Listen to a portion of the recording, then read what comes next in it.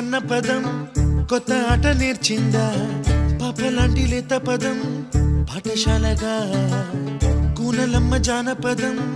పల్లె దాటి వచ్చిందా చవళిల జానతనం పాట చూపగా కుంచెలో దాగే చిత్రాలు ఎదురొచ్చేలా